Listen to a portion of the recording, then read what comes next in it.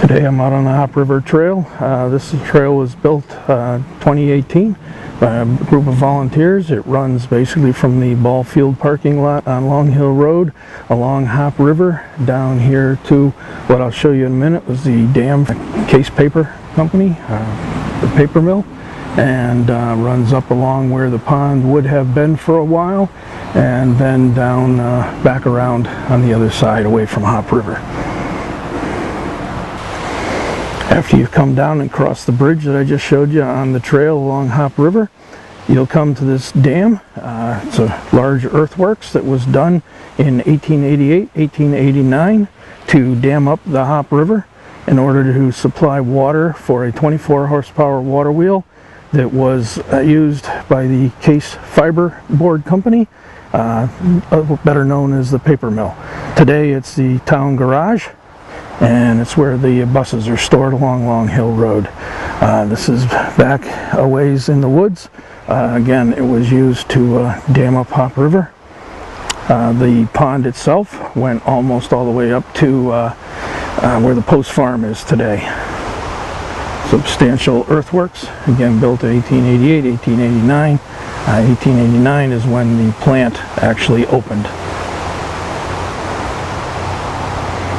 The earthworks itself on this side of the river, this is the north side of the river, held up very well through the years, as you can see.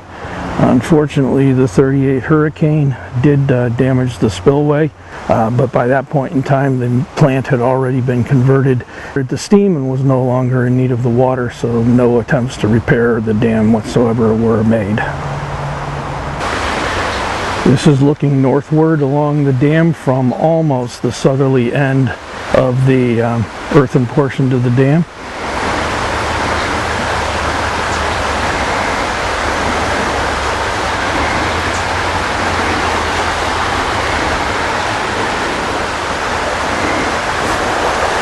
Turning now, this is pretty much the end of the earthworks for this side of the dam.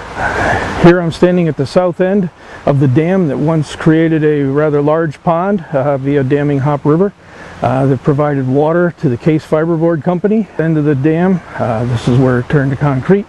It would have been, water would have been spilling over here if the pond was actually filled. The actual canal that took water to the water wheel went off further up river and around back on the other side of the river there. The channel is still there. Here you can see where the 1938 hurricane breached the dam here. It looks like the whole south end of the concrete portion was broken off and washed away. Probably it lost its support on the earthworks on the south side of the dam here and was then wrenched off, would be my guess. There are remnants of it still in the channel that you can see there today, and that was the end of the pond. Here again is the south end of the dam where the concrete portion for the spillway took over, and pan now into the upriver side of the dam where the silt had filled in quite a bit of the, removed quite a bit of the capacity of the dam at the time. During the 50 years that this dam was in place, a lot of silt apparently came down and settled here, again raising the level of the ground so that there wasn't really much capacity to store water behind this dam any longer. But as said earlier, by 1938 there was no need for the water any longer.